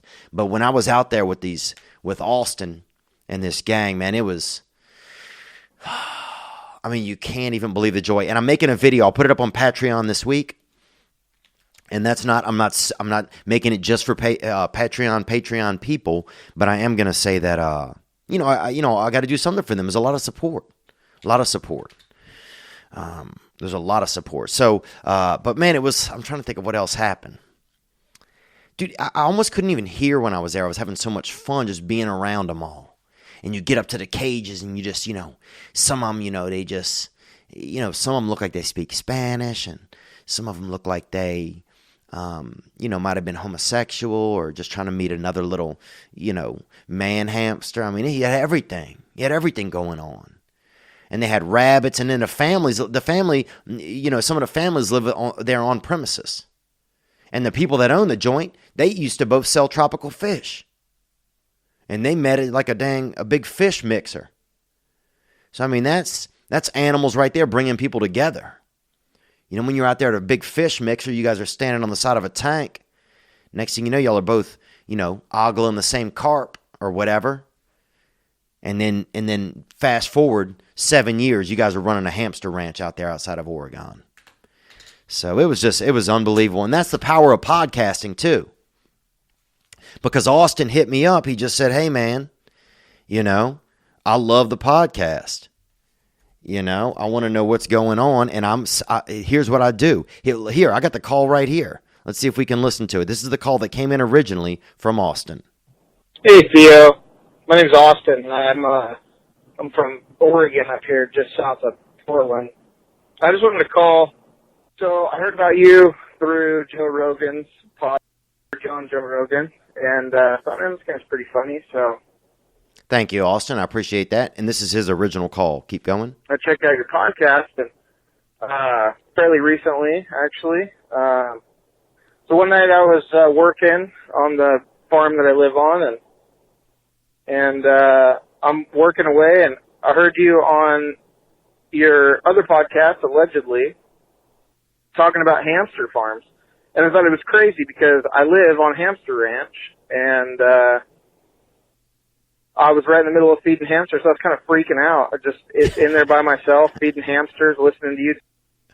Wow, and you would think from hearing that the man's going to be a murderer. I was in there by myself feeding hamsters. But no, man, he was a good man. And Austin, I thank you so much. Austin came out to the show on Saturday night with two of his friends. And everybody had a great time, and I'm just grateful. We'll try to check in with Austin here and there and see if we can't, have him be an occasional guest here on this past weekend. But it was just, that's the power of podcasting. He hears that, he reaches out, and next thing we're out there really enjoying ourselves out there and just getting to be around all these beautiful little, just fucking floor bears. I mean, just spirited. It was just like magic. I mean, it was just like magic. It was like somebody just took a whole fucking bag of just magic dust and just buried it inside of a bunch of little bitty animals' asses or something, or eyes or hearts, and let those little animals out loose into the world. I mean, I had 6,000 or 7,000 hamsters within reach. And you can't even imagine how many that is. That's what's crazy about it. But we had a great time, man, and that's what went on. That's what went on right there. So that was Oregon. We were over there at the comedy club. That was Oregon. And I have some other dates coming up. I want to let you guys know I'll be in La Jolla this weekend, February 16th through the 18th at the Comedy Store. That's near San Diego. I'll be at Fantasy Springs Casino the 23rd and 24th of February. I'll be in Tacoma the 15th and 16th. That's when we got Trick Lung Mickey showing up. We're going to set him up with a girl. The 17th, I'll be out there in Spokane. I'm sorry, I got a text. It's Spoken, out there in Spokane, Washington. And then I'll be at Levity Live in Oxnard, February 23rd through the 25th. I'll be at Bananas Comedy. I don't know where that's at. Somewhere in New Jersey. And that's April 20th and 21st as of right now. What else, man? We had some great calls that came in. I'm going to get to them. I want to talk about this as well. We started off talking about, perspective and how do we look at the day. And it's funny because Austin, the hamster rancher, and I know I keep going back to him, but Well, first of all, I'll tell you how it's evolved. You know, when I was growing up and I worked, you know, because I grew up in the stray animal belt. And, you know, one of my first jobs selling hamsters and guinea pigs outside of concerts and raves. And so when I was doing it, when I was working for these men that had this outfit outside of my town, they had, you know, it looked like a little farm, you know, short gates, very small gates. It almost looked like a Christmas village, you know, but without the courthouse and the firehouse. It was just like a little fence. And they had kind of this kind of mesh top that they put on it, and all the hamsters and guinea pigs separate would stay in those. So you could go out and see, you know, it'd be like 20 square feet, you know, or whatever that is, 400 feet or whatever. I don't know how you do square feet, but, and you look out and it would just be this big, you know, it's just like a herd of them. You know, and you could, and you know, and if you come into one, you know, by one side of the one wall of the little bitty fence. I mean, the fence was only maybe 5 inches high. And if you come by one side of the fence, they'd all run to the other side. You know, and sometimes you could hear them at night, and you know, like around winter time, they'd all go to like to the south side of the little, you know, square footage or whatever. But that's just nature. You know, those animals migrate even in little places like that. And now when I went to see this new farm, they were all in, you know, little, not each had, but, you know, however many were supposed to have their separate enclosures, they did. And, you know, you'd have the babies in there and the mother like feeding the babies, and, you know, you'd walk past the different little cages, and sometimes you felt like a peeping Tom, like you'd look in and, you know, one of them would be kind of skeeting out in the corner, or, you know, a mother would be, you know, have her bare breasts out feeding the little hamps. Or you'd have like, you know, you'd have a fat one in the corner, kind of, you know, maybe eating a Reese cup or something that he found himself, that he snuck out and got out at night. I mean, it was amazing, man. I mean, I was just so lit up on the environment. But it's changed a lot. I mean, back in the day, it was one big group thing, and now it's, you know, it's individualized a little bit more. And there's a certain wall where, you know, they're all mating and doing sex, and they played music on that wall. And they had a little bit of, I'm not sure what it was. I think it was Kid Rock they were playing because, you know, let's be honest, dude. I mean, some animals might make sex and do sex to certain types of tunes, you know, jazz or easy listening or, you know, Lionel Richard. But if you're going to get some real rodents, because hamsters are in that rodent kingdom, if you're going to get some real rodents to freaking get down and do a little bit of doggy style, you're going to have to put on some fucking Kid Rock, you know, or some Waylon Jennings. And they had a lot of good stuff going on there. Or maybe even some, who sang that song? Would they go down on you in a theater? Do you speak eloquently? Would they have your baby? I think it's something Eastwood or something. I'm not sure. But you got to play something like that with that action in it to really get hamsters to have sex. But it was amazing.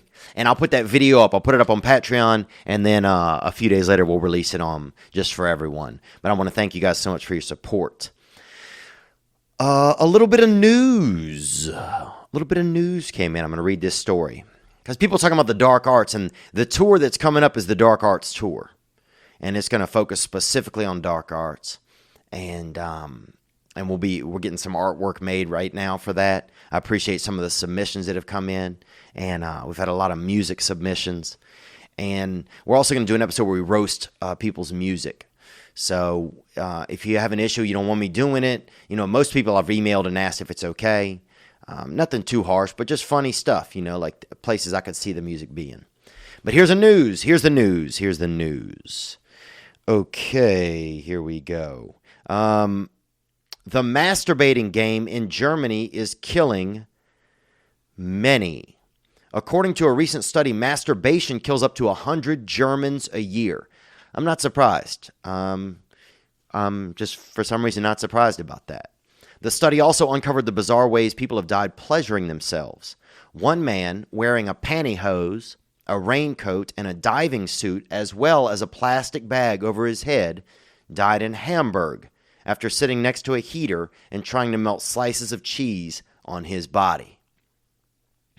Man, and I am so hungry right now. That's the craziest thing. How crazy is that? Another man in Halle, Halle, was found dead with Christmas tree lights clamped to his nipples, having apparently tried to stimulate himself by electrocution. And can you blame a guy? I mean, imagine, first of all, it's already awesome having a boner, okay? That's already pretty much about 150% awesome. Imagine having an electric-powered boner. Awesomer. And think about this. The reason why a lot of men are doing this kind of stuff is because women are buying electric wieners. You go to these stores, go to some of these stores. Adult World, Sex Town or whatever. All this shit off the interstate, Adult Shop, Adult Video. That's all people selling electric wieners and fake innards and all kinds of stuff. Fake vaginas, fake anuses. They're selling a piece of anus out there, and it's some of them are, the older ones are metal, like a malleable, but still, what the fuck?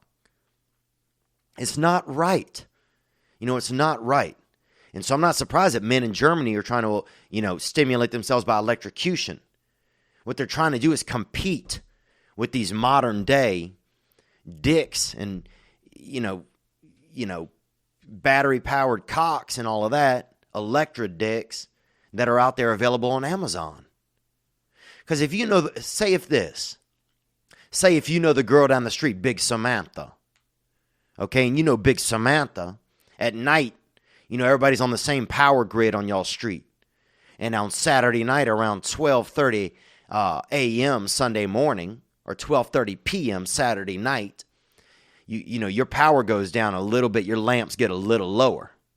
Because Samantha is down the street and she's revving up that wiener.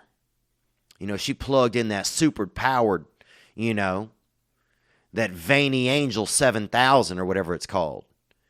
She got that Veiny Angel 7000 plugged into the wall. And she's taking a hot dose, hunting that gasm. Man, that in every man in the neighborhood, you see your lamp go down a little bit. The wattage goes from 100 to 70, and you feel less than. You feel like you can't compete. So I'm not surprised that men are out there trying to get their, electricity into their body and into their penises, and that men are out there cooking cheese on their chest or whatever that other guy's doing. That shit seems weird. It's like, dude, either just maybe he was auditioning for Top Chef. I wouldn't be surprised if that's something. See a man out there that's trying to cook a slice of cheese on his chest, and that shit is mildly erotic, isn't it? I didn't think it was going to be. I mean, I would definitely watch I'd watch a lady, warm up a couple of cookies on her hot tits for sure. But also, I got to say, mildly erotic is also a man kind of slowly melting a piece of cheese on his bare chest. But that masturbating game in Germany is killing a lot of these dark artists. That's what the article says, and you can learn about that more if you go out there and read about it. I don't know where to find that. But we did have a caller that came in about it, and I want to hear him right here. Here we go.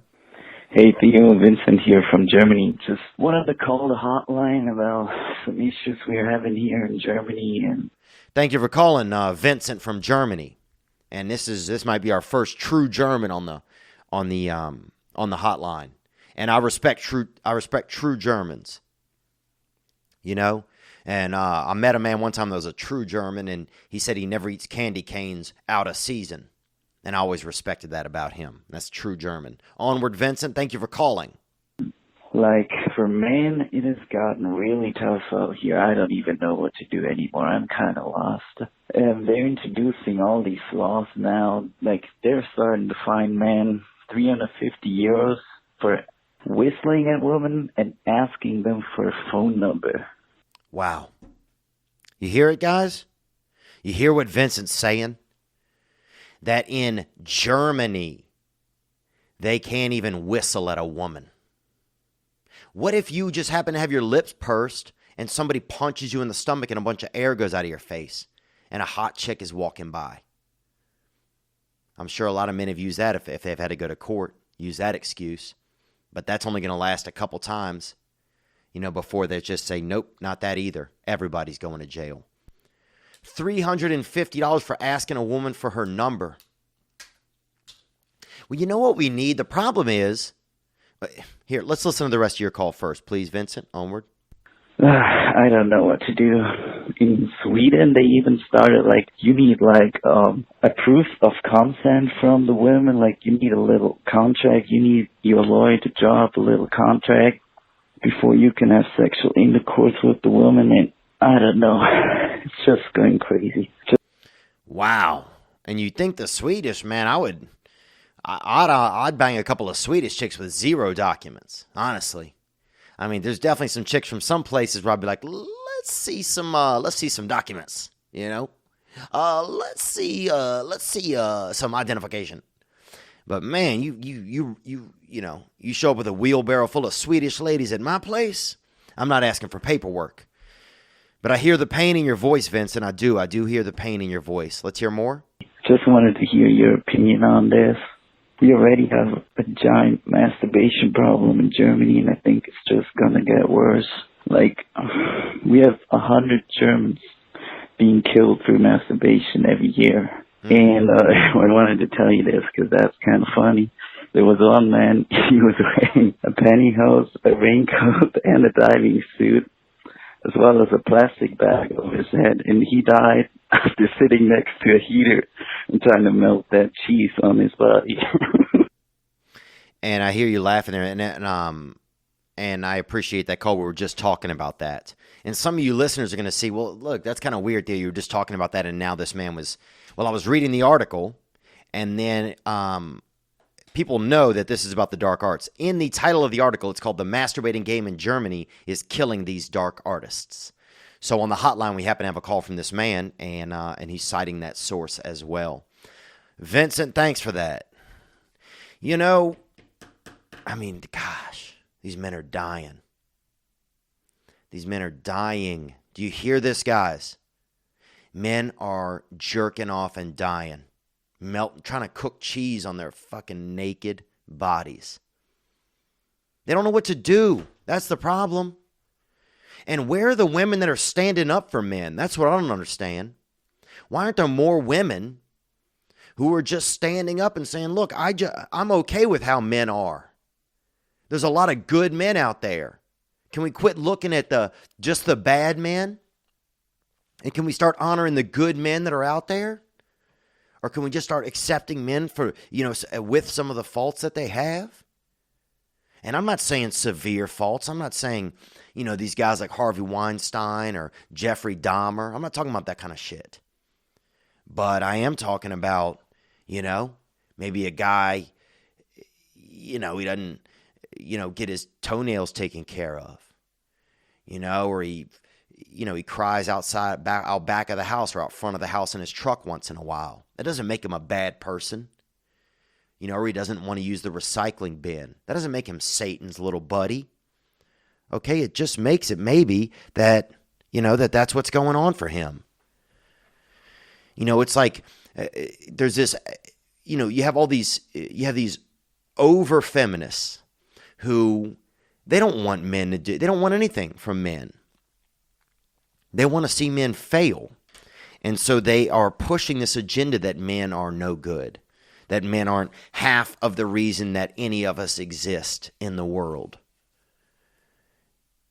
I think there's a lot of good men out there. And if they aren't good, I know that they're trying, which is to me is 95% of it. Are you making that effort? What's your end game? Is your end game to be a good person? Are you on that track? Tom Brady, they had this article the other day about Tom Brady and how he said at a certain point in his life, his goal was to be 1% better than the day before. And that sat with me. I'm like, man, I think I can do that. I can be 1% better than yesterday. I think I can do that. But I'm sorry, Vincent. I'm sorry that this is, affecting you guys. 100 Germans a year, and who knows how many Swedish, French. We don't need all the French, but whatever. We don't want to lose, I mean, it's just sad. You know, how many men in Reno, Nevada are dying each year because they're, you know, jumping off a building and trying to come at the same time. You know, what's going on? It's a tough time for men. It's a tough time. You just got to stand on your two legs and know what you're doing is okay. You got to quit causing. If you're raping, stop raping. If you're racist, stop racist. You know, we at some point, we also do have to be brave and move forward. We got to get clean. We got to tighten up. It's okay to ask for forgiveness. You know, sometimes all you are is an ask for forgiveness away from having a clean slate, from having a clean heart. Sometimes that's all you are. You're so close. But yeah, I had a great time. I felt so welcome up here in Oregon. And I will come back. I want to thank Brendan Schaub as well from Fighter and the Kid, who, you know, shared out to his fans for them to come out. You know, a lot of fans came out that had seen me on Joe Rogan and different podcasts. And, you know, I just feel really grateful to those guys. Pretty neat to just be able to, you know, be in some funny circles with those crews. But this is serial killer country up here. And people don't realize that. And so that's why I know that I was being a little bit brave going out there to see a man who said he had some hamsters outside of town. Because that is, I mean, let's be realistic. That's number one. That's like I got candy in the van. First, there's candy in the van. Second, there is, I got a small warehouse full of hamsters on the edge of town. Oh, sure. Oh, really, guy? I'll be right out. But man, thank you guys for being here with me.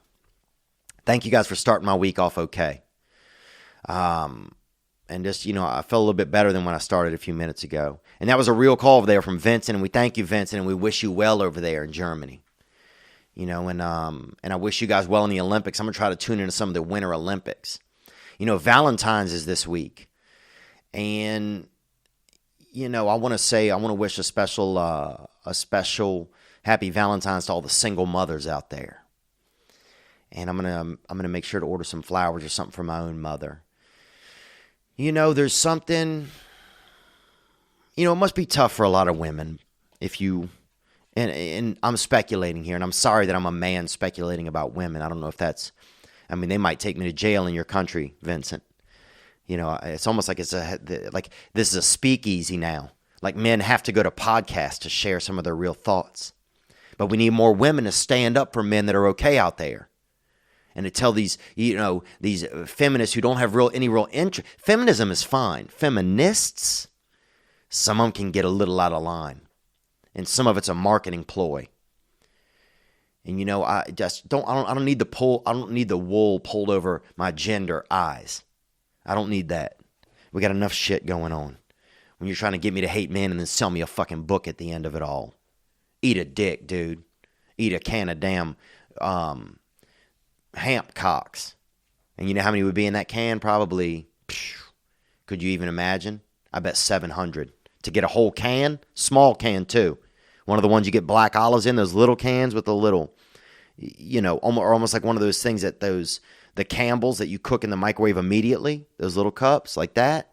Ooh, actually probably 1,100 hamp cocks in there. But hating men for no reason, that's not helpful. Anyhow, let's hit some other calls here, man. We had another call here about porn. Oh, there was something I was going to talk to you guys about. And I just forgot about it. He's talking about going out there and getting murdered. But yeah, some of your famous murderers are from up here. You know, you got Green River Killer. You got, you got Jeffrey Dahmer, I think, is from up here. You got, you probably got 30 serial killers they've never even caught that are from up here. So a lot of them from this area where I currently am. So that's pretty interesting, I think. Let's get to this second call right here. I'm not going to be able to make this a really long episode, guys. I start taping a pilot tomorrow for Comedy Central. And we got some really great guest stars that are going to be on it. Bobby Lee is going to be on tomorrow, and I'm excited about it.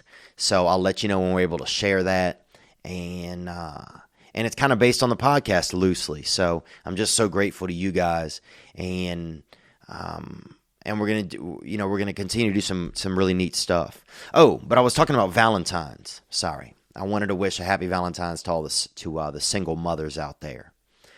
And I've said this before that the hardest working woman that I've ever known, the hardest working man that I've ever known was my mother. And a lot of responsibility fell on my mother, and I didn't recognize it when I was young.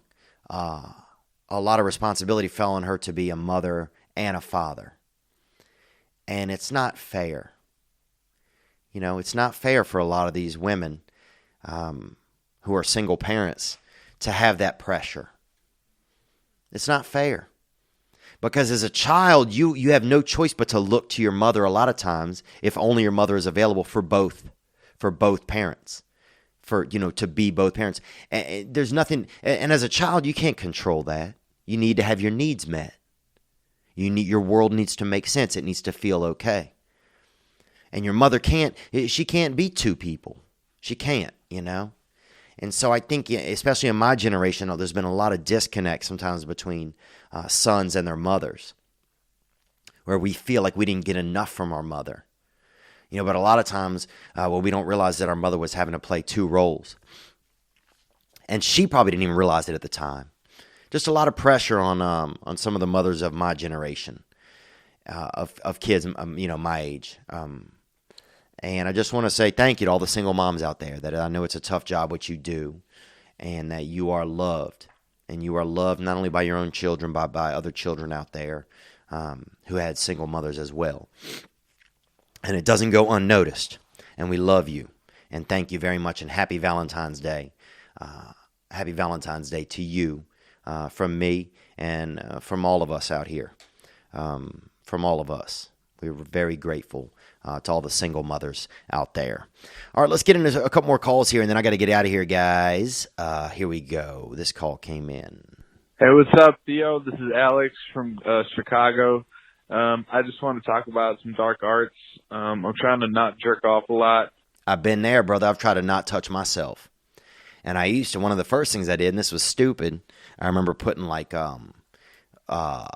not tapatio on the side of my penis, because I thought I was going to do, because I thought that if I touched my penis, my hand would get hot and I wouldn't want to masturbate, right? I'm like, if I touch it, it's going to burn my hand. But you don't think that also that's going to burn your penis when you put it on. So that was crazy. I had to put my dick in a freaking cup of milk, and then in a rag, I had to pour a bunch of milk in a rag and then put the rag over my penis as well and put a bunch of milk on top of it to get the burning out. And that was back in the day too. I was also, had to eat a couple Quaaludes to get through that. Onward. Just want to kind of compare notes with you. I know you're trying to do the same thing. Do you have any tips? Do you have any apps that block porn websites on your phone?